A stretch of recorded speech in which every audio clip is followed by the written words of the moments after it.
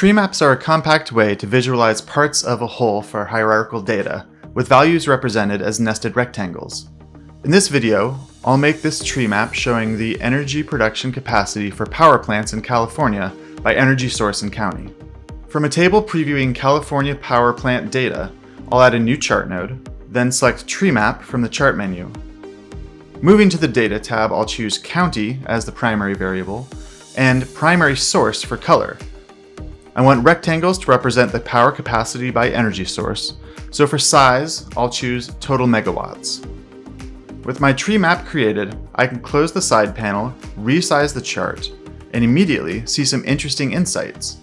For example, the natural gas power plants have the highest overall energy capacity in California, and that San Luis Obispo is the only remaining county in the state that's generating nuclear power.